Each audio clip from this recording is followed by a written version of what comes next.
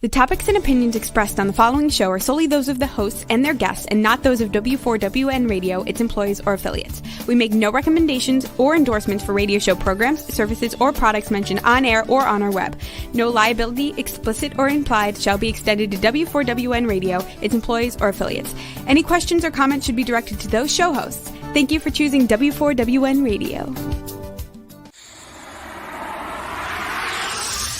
Get ready to be amazed. Get ready to know things that nobody could know. Get ready for Recovery Wednesday with America's original radio psychic, Dr. Linda Salvin, along with Candy Finnegan from the Emmy Award-winning television show Intervention. Candy brings her more than 30 years of experience dealing with all areas of recovery. Listen as Candy and Dr. Linda bring expert guests into the conversation to bring your recovery to the next level. Together, they bring you the tools and techniques that bring balance and serenity to your life. For nearly 30 years as a syndicated talk show host and metaphysical clinician, Dr. Linda has helped thousands of people worldwide solve problems on the air and in person with her insights and solutions. So pull up a chair, turn it up, and get ready for a visit with the one and only Dr. Linda. And now, live from Los Angeles, ladies and gentlemen, Dr. Linda Salvin. Hi, everybody. Welcome back. It's Recovery Wednesday with me, Dr. Linda Salvin, and of course, my wonderful show host. Let's bring her on, co-host Candy Finnegan. And hi there, Candy. Hi. How you doing? Oh, don't ask. It's been a weird week. The good news is the retrograde is over in 2 more days, and all this bumpy, weird, kinetic energy will be. Have anything to do with 2 kids? Well, that's part of it, but they happened to come in and returned home through the retrograde. Think all RE words: return, real estate, relegate, reminisce, all of it, reminisce and regret. All the RE words come up strong in the retrograde, as you know, and things break or don't go right, or things get canceled, and it's a mishmash for about 3 weeks, and then we get back on track for 3 months, then we go through it again. Other than that, we're cool.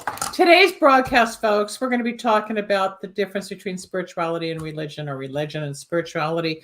There's so many different takes on it that we ourselves have experienced our own awakening spiritually as a result of what we do as a practice, as to what brought Candy and me together many years ago, 36 years ago, a long time ago. We've been friends. And we both help people in our individual careers, but the basics and the foundation that we teach from and speak from and live with, that we try to pass on to people like you, comes from a spiritual foundation, not religious. And you're going to hear the difference as to how we've discovered that through our years on the journey, as to what really makes that different opinion work, because religion can brainwash us, or you get stuck in the way you were brought up, thinking that's the only way there is to live or pray or find God. How were you brought up to trust or believe? I was brought up in the Catholic religion and the Episcopal.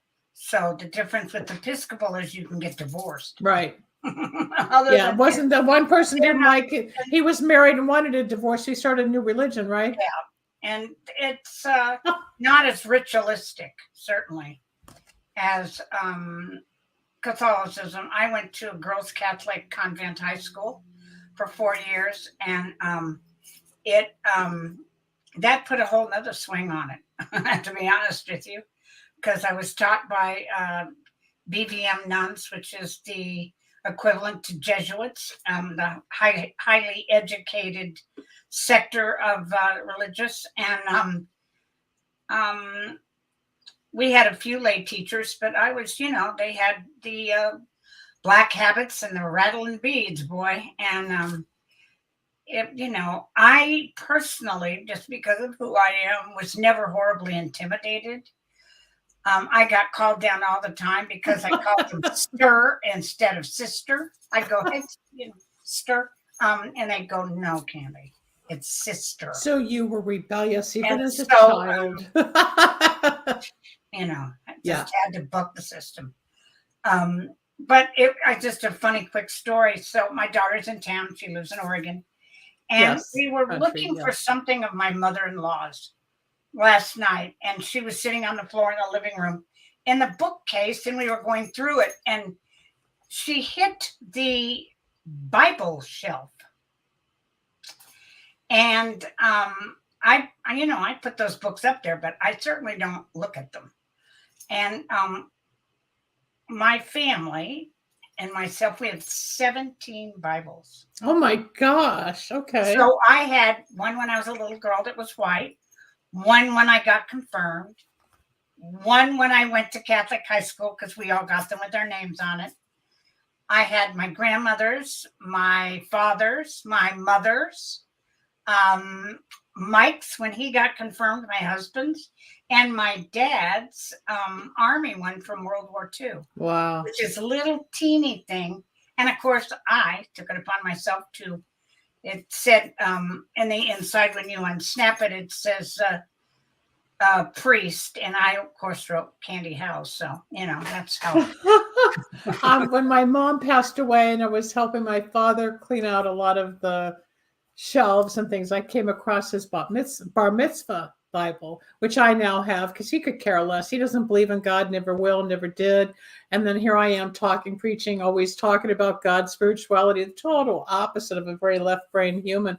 But I have his Bible and I look at it every now and then. And I've always had a passion for religion or God or spirituality. I've always wondered, and there were times I'd feel guilty because I wanted to know more about the non-Jewish religions, and we're not supposed to talk about Christ. Then one day I figured it out. He's just another human, and people believed in him, and no more than Buddha or Hindu, and all of a sudden it became all one.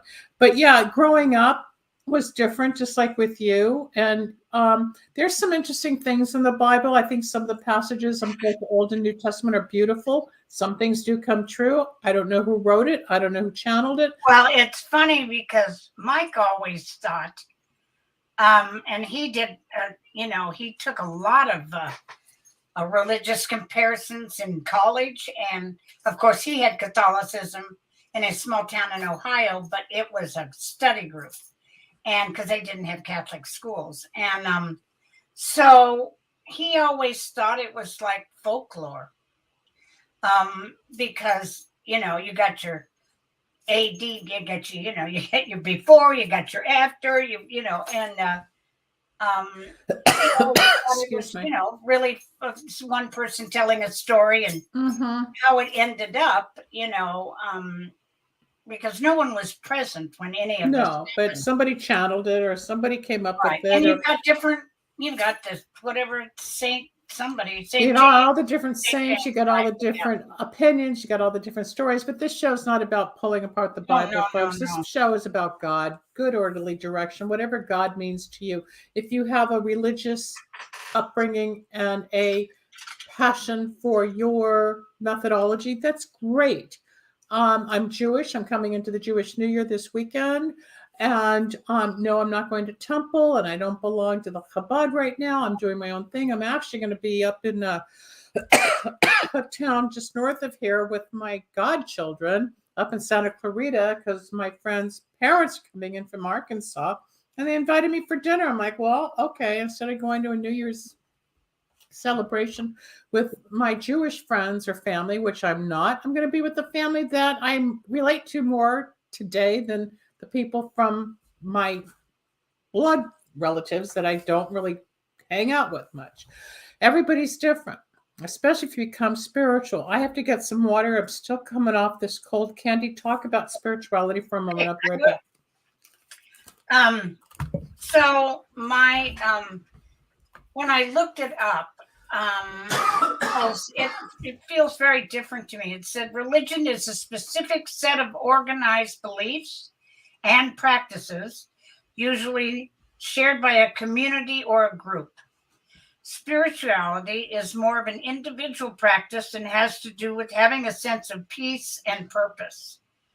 It also relates to the process of developing beliefs around the meaning of life in connection with others.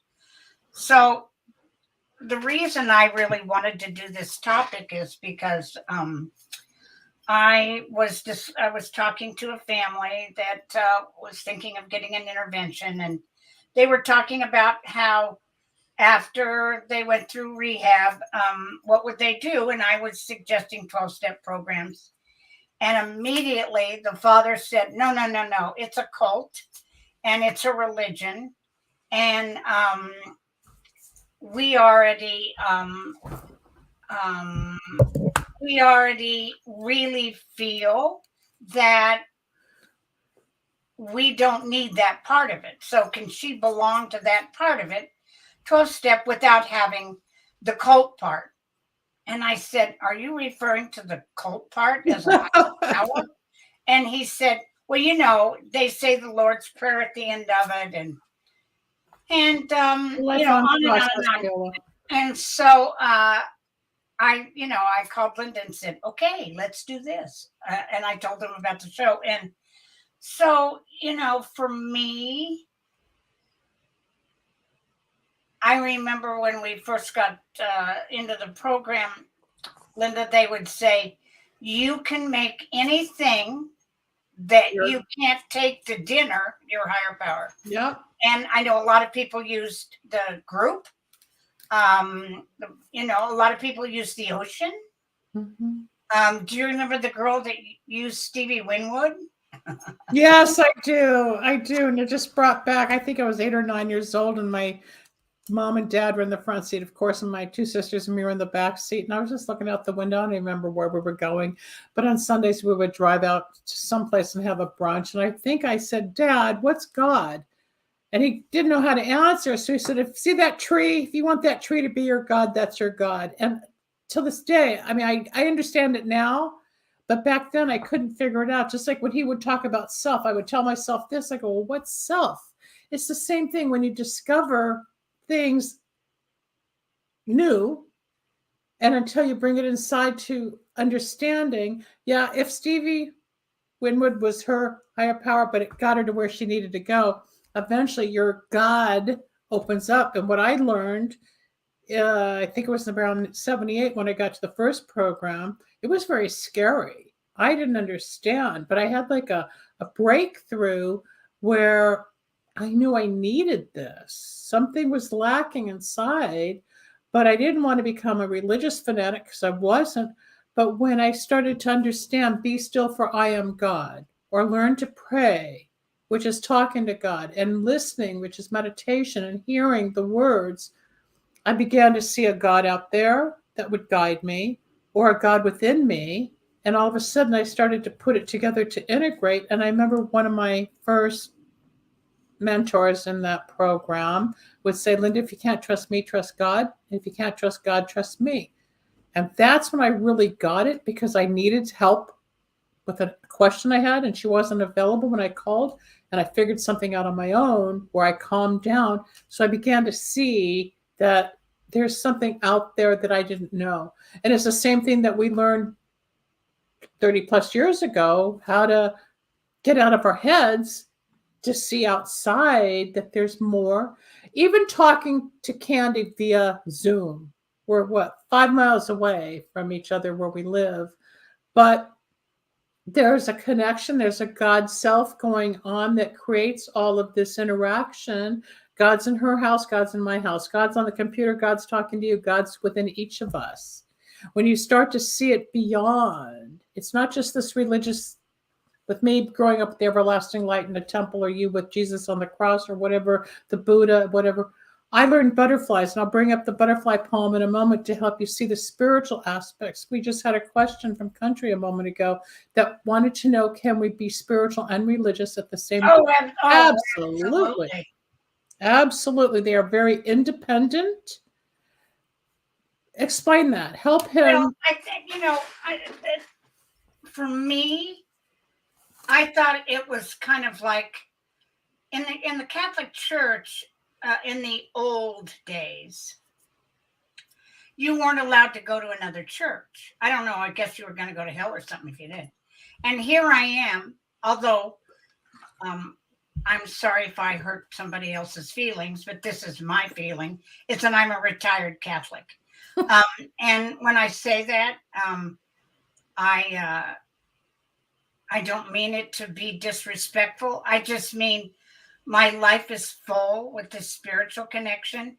And I had a very strange view of never being good enough and never doing anything right when I was growing up, because, when you go to confession, is when you alleviate the sins of the week.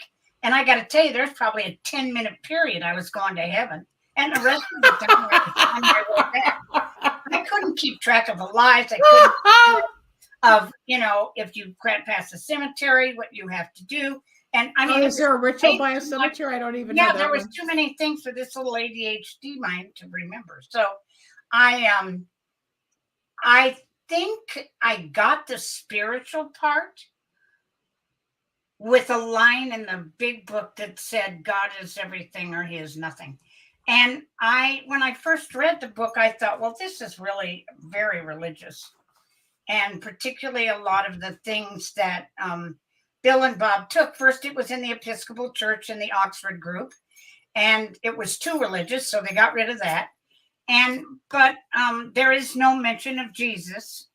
But I think that people were very uncomfortable calling a higher power anything other than God. I remember there was a girl that I went to meetings with, and she always called him HP. And I appreciated, coming from where I did, that everyone had their own opinion higher or power. idea. Where Exactly. I came from, we all had to have the same guy. That's what you learn in the program among other people outside your group. Like me being brought up in a totally Jewish neighborhood. I was only allowed to date Jewish boys. I was supposed to go to all the Jewish functions. But when I got into college and grad school and life in general, there's more than just Jews out there. And now I have people of different races and colors and religions, and they're people. They're just people. And however we feel, or if we integrate or we disagree, that's fine. We're people. Too bad the whole world can't get that message, because spiritually, if people would open up more spiritually, a lot of the world's problems would calm down, instead of all the categories and this is right and that's right and this is wrong and all the different whatever politically that's going on out there. If they just saw what's real, which is spirit, trees, butterflies, hearts, souls, people's problems, each other, which we have learned in fellowship, learning to get along with our fellows. We have learned in the program that we get along with people we probably never would have, quote, sought out in our activities. A lot of them, not all, but there's, you learn the unity. When I started finding this out, and I remember reading that the more I depended on God, the more independent I would become. And I didn't understand that. But when I was at my weakest, or even now, for those that know, I've been sick for 10 days. And all I did was, okay, God, what? I had to learn. I had to calm down. I had to rest. Whatever I had to go through these last 10 days, it was hard. But I'm here. I'm healthier. I'm stronger. And I'm ready for the next chapter. But sometimes, and I even think God will throw me down to get me to stop, because I'm like that little hamster on the wheel. I go till I break.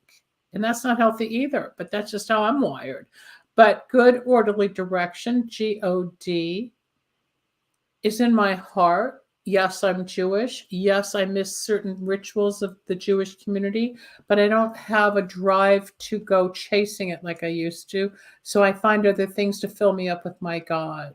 Okay, when my grandmother died, my mother died, when the family fell apart, everything started to change. And I think that's true for a lot of us, and especially as we get older, and if you're in the program, the religious, I will always be Jewish, which is religion, it's culture, it's a part of me, it's the history. It's a race. It's also a race in Israel, what's going on. But as far as spirituality, and we talk about God in general, the thing that really upsets me the most, and maybe you can help me with this, is when I'm online or I read somewhere, and, if you don't find Jesus, you're not a full human or whatever, or trust God. Well, who's to say that Jesus is any more God than my God? We all get to God. Sometimes it's more of the image as opposed to like the Buddha. or the Hindu. Everybody has, there's 3,200 religions. Who's to say who's the best or the most accurate? The thing is, we have a spirit, we have a God. And if you open up enough, we get quiet, be still for I am God, you'll start to feel the connection. You can feel it on the monitor. You can feel it in certain rooms. Even at, the big box stores, you'll feel either positive or negative energy in there. But what you do for yourself is your private moments and finding what works best for you to get through this sea of life. I think that's what has helped us to fill up. Loneliness isn't always, I should say, wanting to drink or do drugs or overeat or go gambling or whatever the addiction might be, porn, sex. We're looking outside to fix the whole. We all have the loneliness. We all have a feeling of not being enough or not doing enough or not belonging. Yeah. We all have it, but I believe the spirituality helps us fill it up. Or take away. Do you both? My business is an interventionist. When a family reaches the actual part of asking for help, which is usually about a year past what it should have been, they always say, well, I love this person. I've done everything I could for them. And, we're very religious people and I prayed to God. And, it's always so hard for me to say, you're very lucky you have this, religious connection because the prayers have certainly helped.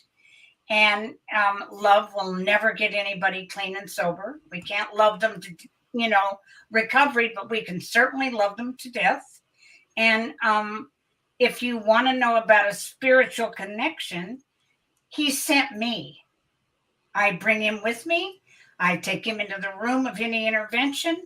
It's an honor and privilege to do the work that I do, but it's spiritual work.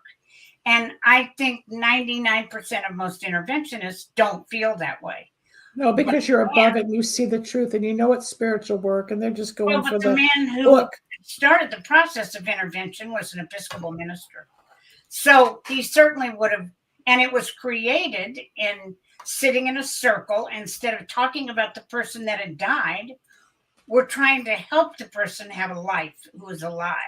So that's how the process started. And it was usually the people that were invited to an intervention were the first two rows of the funeral, if you were going to have one. And so it's very spiritually connected, which it isn't now. It's big biz. And it has become big biz, which has taken away the beauty of the healing. It really I can't ever let that be a part of my teaching, my life. It's has to be what an honor and privilege it is to do to help another person. But that's like I was saying before, God's in you, God's in me, God's in your home, God's in my home. Yeah. It's just like, it's almost a year now that I was in Ohio and you suggested I go to Dr. Bob's home, which is where they wrote the big book of Alcoholics Anonymous.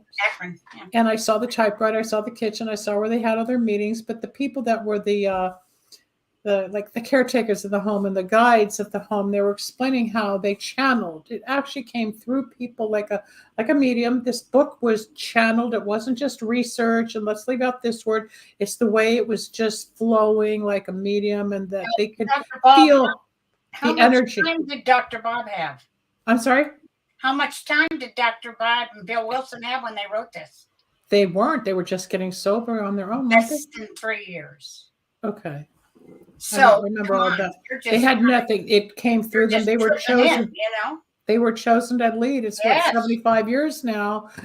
I'm turning 38 years next in about 2 weeks, 3 weeks. I'll have 38 years. Yes, you will. 38 years without drinking, smoking, or whatever I used to do in my younger years. But it's about looking for God. It's finding that you can surrender. It's letting go. It's believing that whatever the problem is, for the moment, which seems so big in our minds that can be overwhelming, that if we turn it over, as they say, like, let go, let God. Just like that phone call. Linda, if you can't trust me, trust God. It's like, well, what do I do? I trusted something bigger than me and things started working out. I'm getting chills as I say it. So people, if you're listening or watching this, video or listening to the podcast part, don't try to figure it out. You can't. But if you just act as if, you crazy. No, and just act.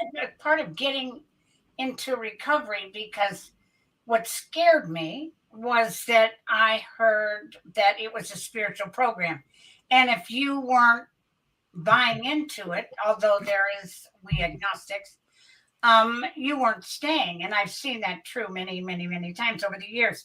But the part that was interesting to me is the only part of when you're trying to fulfill the obligations that you have to stay sober is a sentence that says, came to believe in a power greater than ourselves. So it doesn't say you gotta. It doesn't. No, it's a process that will eventually happen if you're open. Even if you're not open, it sort of happens. And on one day, like they say, keep coming back. No, it's not a cult. There are cliques. Yes. There are people that. Well, there are communities that gather together. Yeah. And I or you may not belong. I don't think I think it's trickier out here than it is most everywhere. Maybe. My experience, but we have 2,100 meetings a week here. Just here in Los Angeles, and they're online. You can go online, you can go to Zoom, you can look up anybody, you can email Candy at candyfinnegan@aol.com, or you can email me at drlinda@lindasalvin.com if you need help or want questions or guidance. But the spirituality would be scary to anybody that comes in from using and is in a dark, painful place. Then all of a sudden it's like, what's going to happen? Am I going to be struck by lightning? And I'm going to say the poem that I've read for 25, 30 years on the radio, which is God, Are You Real? Which was actually given to me when I first got into a 12-step program in 1978. And that helped me see beyond what they were saying to me. And it says, it's a Sanskrit poem from the year 1200. And it says, God, are you real? The child whispered, God, speak to me. And a meadowlark sang, but the child did not hear. So the child said, God, speak to me. And the thunder rolled across the sky, but the child did not listen. So the child said, God, speak to me. And a star shone brightly, but the child did not see. So the child said, show me a miracle. And a child was born, but the child did not know. So the child exclaimed, touch me, God, show me you're real. Whereupon God reached down and touched the child, but the child brushed the butterfly away and walked away unknowingly. Now, Candy Finnegan knows how much I love butterflies. I have butterflies all over this house. But it's the butterfly that I've learned to recognize as a sign or a wink from God. And if that's how I can help somebody make it simpler to understand, like you're in the car, you're on a bus, you're in an Uber, whatever, and all of a sudden there's a butterfly and you're thinking of something, take that as a confirmation for that thought or that moment. And all of a sudden you'll become more one with the universe and where you stand. Just like how Candy and I met and going back and forth through years and all of a sudden developing this show to bring to you that may need our help. And don't be afraid to reach out, because we all come from somewhere and we all need something to help each of us recover from whatever we're recovering from. And we all have something. Take on from there, Candy. Well, I think this younger population, and I can't give you the reason why, but I don't think they've been raised, at least I find in California. I think that... Thank you, country. I think that probably it's on my website. Not so true in maybe the Midwest and smaller towns, but is that people weren't raised in religions anymore. And so when they come in and, we all at one point or another in our dependence and addiction have said, God, if you'll just get me out of here, I won't do it again. Well, until tomorrow. And then, so we had such a false sense of being saved. And really what I feel is with all these young people that are trying to recover and get sober and change their lives, is that it's daunting to think that they have to find this spiritual connection with a higher power that they don't have the first inclination, like you and I did, that there was a religious sector that we were associated with to learn how to listen. I agree. And I also think the younger people were brought up on computers and phones where we were not. So it's a whole different feeling. Well, I know an awful lot of kids who, TikTok and Instagram and all that is their higher power. And nothing is sacred anymore. I was talking about that the other day to my daughter we had sacred moments. And we had a saying in the old days, I love it. It's, stop and smell the roses. That type of intellect and teachings was not passed on to this generation, the younger generation, the 20s, the late teens. And it's a difficult process to teach. In the shaman thing, you find your spirit animal and which, is even difficult for a lot of people. It is. And I still refer, speaking of spirit animals, if people want to understand, there's a great book on the market called Animal Speaks. A man by the name of Ted Andrews, who's now deceased, wrote that book years ago. And years ago. I've used it like as a dictionary and as a Bible almost. There's a snail, there's a bird, there's a butterfly, there's a horse, there's a praying mantis. Whatever you come across in your moment, look up the totem meaning and you'll see the lesson for your day. I do it all the time. It's wonderful. Or you can just type in, now we have Google, of course, you can type in praying mantis and boom, that's what, you're going to get the message of strength and hope for the future and whatever. It's supposed to, like a grasshopper pops in and it's to give you movement forward, And the totems that a lot of people use today aren't natural. Our totems or their totems might just be online and they don't know that there's anything more than 50,000 likes. I have 50,000 likes on one of my Instagram, but there's not 50,000 people watching the show right now. So I don't understand how that correlates. Oh, yeah. Like. And at the end of the day, what does it mean? But a lot of people make their livelihood about that. Oh, and the younger generation, particularly between 9 and 14, they can't go a day without playing video games or checking what everybody else is. A totem, TOTEM. A totem is a symbol. Go Google the word totem. Somebody just it's like a totem pole for the American Indian. It's a symbol. Like, I'm going to go on my phone and not interrupt this, but I'm going to look up the word. I'll do praying mantis totem. And I'll explain it because I saw one like a year ago. I took a picture of it. It was beautiful on my bench out on my porch. And what it means is here, praying mantis totem. Those born with a praying mantis totem cannot be rushed in anything. They have learned the value of pacing their life and thinking carefully about each move they make. This person seems wholly calm, even in the middle of a chaotic emotional storm. People walking with praying mantises are typically spiritual in some way. And I was going through a huge shift in my life at that time where everything was like, oh my God, fix it. I was frantic. And I came home and there was this green praying mantis about 1.5 inches, 2 inches long on the ledge of the bench. And I just stood there and I looked at this beautiful thing and I thought, okay, I'm being taught something. I went and looked it up and said, calm down. Calm down. Yes, totem, TOTEM. So anytime you have something, Misty, just go online or get the books on totems, whether it's a butterfly, it could be a fly. Flies are a nuisance. They're negative. It's actually negative energy. When you read about flies and we swat them and then you feel bad you killed something alive. I mean, you can only kill or not kill every spider and bug. I understand it, but they're annoying. But go find the totem. Go find the meaning. Go look up butterfly. Well, it says a natural object or animal that is believed by a particular society to have spiritual significance and is adopted by it as an emblem. A person or thing regarded as being symbolic or representative of a particular quality or concept.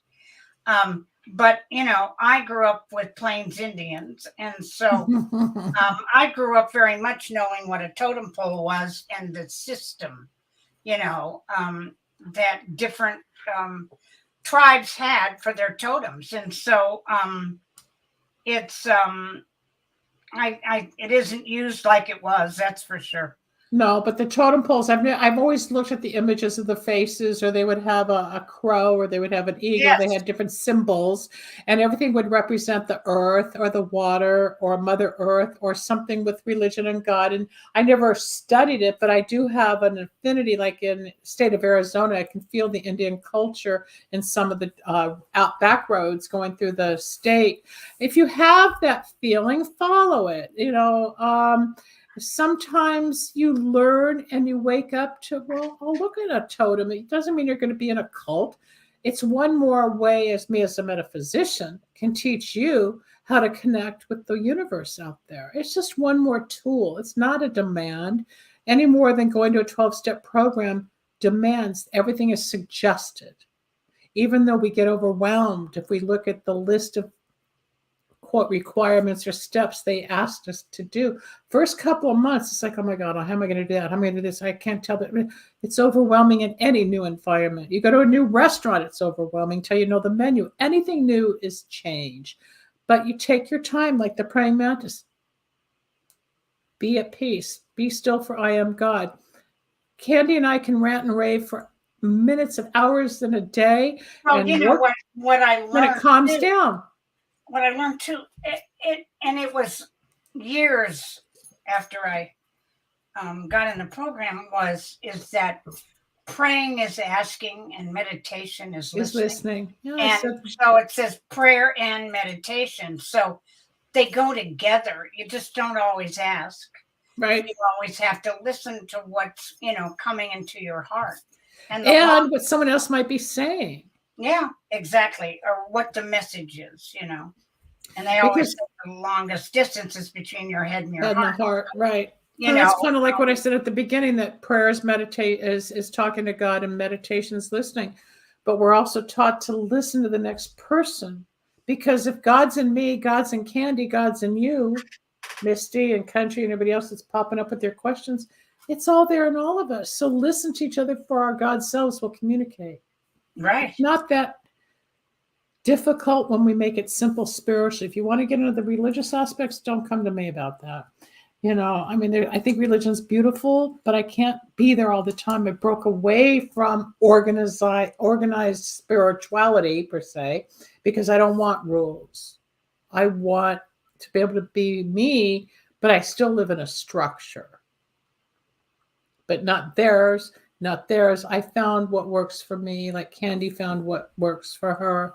And there's boundaries with all of us, but there's a sense of peace that we learn. There's a sense of self-worth that we gain. And that's all from working, quote unquote, the program. You learn to heal. And we are here to help you heal, integrate. You might have an addictive relative that you're concerned about. You might have an addictive mate.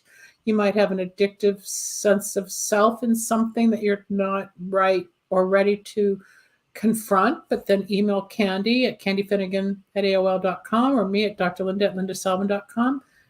Tell the truth. We'll guide you to where you need to go to help you get to where you can be. Because remember, we are mind, body, spirit, the mental part, the emotional part, the physical part, the spiritual part. And our mind can make us so crazy we don't know what's real half the time if you're just stuck in it. I get stuck in my head a lot. Then when it pops out, it's like, oh, it was just thoughts, not reality. That's hard sometimes to stop thinking, because we overthink, don't we, Candy? Yes, always. When you try so hard, it makes it harder. Acceptance is the answer to all of our problems today. And one of them is not overthinking.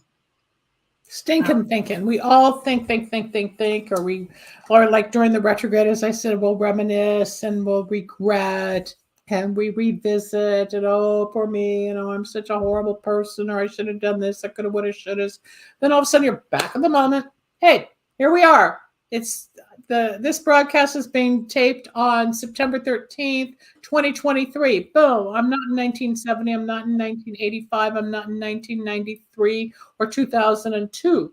I'm here now with you and Candy Finnegan. We're doing the Recovery Wednesday show as we do every Wednesday. And we hope you tell your friends about it as well. So you download us on YouTube or any of the 100 platforms. The show is usually uploaded within 72 hours of the broadcast if you're catching us live. But spirituality is something that needs, I believe, to be incorporated in life for the balance, because it's the missing link. It's the missing link. If I define health, the state of mental, physical, emotional, and spiritual well-being, and not merely the absence of disease, it wasn't until I was in a traumatic situation that I realized the spiritual aspect of what health meant as a human being. So we heal when we bring all the aspects together. Candy works on the mental and the spiritual. I work on the spiritual and the emotional. Candy works on the emotional. And together it makes your body and certainly the physical all comes together. Yeah, it all comes together. Yep. Yeah, and the physical malady of addiction too, Well, because we're self-destructing, or the liver or the brain or the heart or your blood pressure, or the who knows what happens depending on what is being overused or abused, or if you're a sugar addict and you got 1,000 cavities all the time, or your gums are always bleeding, or you can't lose weight, or your diabetes levels are up, and there's always something. There's nobody perfect. Nobody. You just want to be as healthy as you can to get through life and live as long as you want or can, considering all the obstacles out there. We never know when it's your turn or my turn to go. But while we're here, make the best of it. Absolutely. I think I'm grateful for a lot of things that have helped since I got in recovery. But I think that the spiritual connection of that I'm not alone in this has been one of the real gifts of, and I do believe that if you, the old saying, if you ain't praying, you ain't staying, but I do really believe that the spiritual connection that I've gained has given me so much wisdom and so much, I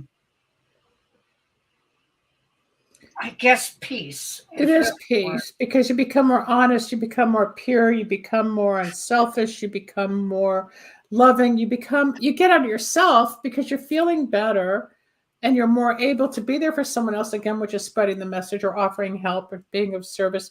But by doing the inner work spiritually, it helps, like I said, to heal the resentment or the fear or the anxieties, the guilts, whatever we have processed and lived with or pushed down in life. The spiritual aspects helps us to rise above it. Linda, I also feel that one of the sayings of you do the footwork and leave the results to a higher power has been really helpful for me, because, as a small child, I just prayed that this would happen and didn't do anything about it. Come on, I need that pony. You got to find the horse, get my father to pay for it. I mean, it wasn't my higher power was going to dump it in my backyard. Did you ever get the pony? I got several ponies. Lucky for me. But it's that we have to work for the change. Yeah. And we don't. Well, it's like they say, faith without works is dead. So you can have faith in God, or faith in a power greater than yourself, or faith in the pony, or faith in your father, or faith in your business, or faith in the show, or whatever. But if you're not going to, okay, let's use the show to put some faith out there. If you're not going to download it, you're not going to get the message. If you're going to put faith into work, eventually by repetition, and doing the work, something good's going to come out of it. I'm not thrilled with some of the results yet, but I'm not giving up, because I'm having faith that the more I do the work, the more it's going to take off in the way I want it to go. Done the footwork.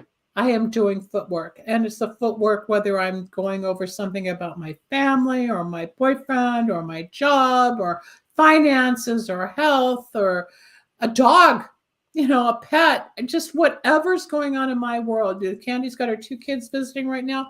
She's got a lot going on. It's overwhelming when she's so busy with her clients and she's on the phone all the time. And She's got a famous musician for our son, like her husband was famous. Her daughter just got a new job in nursing and ER. And, everybody's grown up. I knew them when they were children, before they had big boy and big girl jobs. Oh, so did I.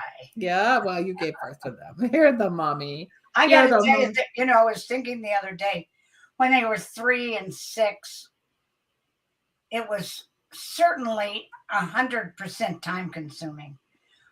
But, there was a lot of worry involved in it. But 40 and 44 is about to kill me. Because I got minds. Because they don't listen to me, and I'm a know-it-all. And, oh, Mom, that's what they, I go, you have. But if they didn't love you, they wouldn't come home. Well, I have a nice home. So I keep thinking, the rent's free. So. The rent's free, and they can do laundry and move off a mom. Yeah, well, and my kids are my, absolutely the highlight of my life. But, it's funny because I thought, well, when they hit 8, when they hit 20, when they hit 30, no, they're still in here to change. I change plans, but not as radically as they do. So, I'm just having to sit quiet and listen, which is, we both know, it's hard sometimes. Right. But I lost my mom 14 years ago. I was 55 when I lost my mom, and I still miss her. I wish she was here today, but I'm glad I had all those years. Yeah. My dad's 94, but he's in a world of his own that I can't always just go over and hang out for obvious reasons. But it's that connection of family. Like, we won't have Jewish New Year dinners anymore. That tradition of spirit or whatever with the family about God and holidays and religion is gone for me with that part of the family.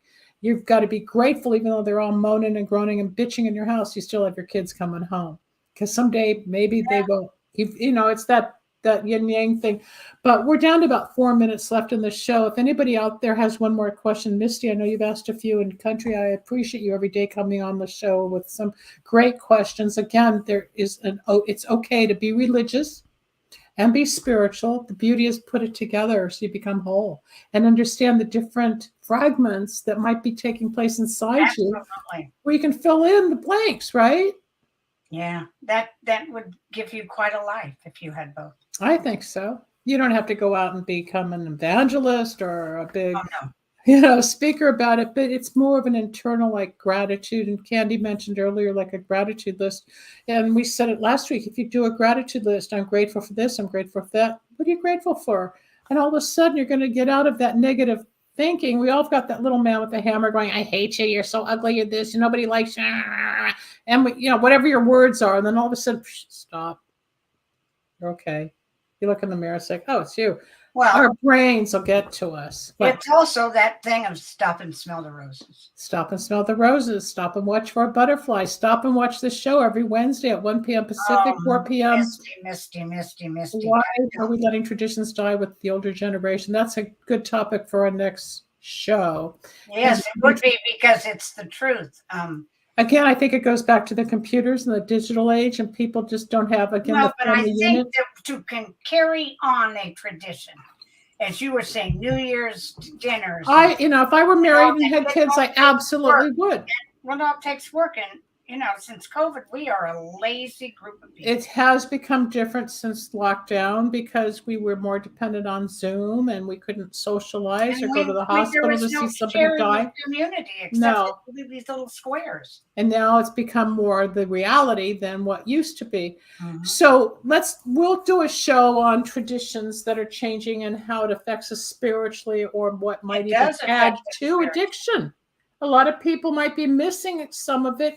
So internally abusing certain substances because that tradition may be gone. That's a great topic. We'll figure that out. Thanks, Misty. So we're at the end of the show. Candy, what would you like to say before we wrap up? Let them know where they can find you. Yes, I'm at Candy Finnegan at AOL. And it's FINNIGAN. And what I'd like to leave you with is, just for a small amount of time, every day, sit quietly with yourself and look for something magnificent. Be still, for I am God. Just let go, people. You're not going to fall off the planet. You just might be able to breathe a little more comfortably for the moment and without the pressure of trying to fix it and understand it all at once. I'm Dr. Linda Salvin. This is Recovery Wednesday with my co-host, Candy Finnegan, saying goodbye till next week. And tell your friends to download. We'll see you then. What? Thanks for joining us. And thanks for joining us. Take care, everybody. God bless. See you soon.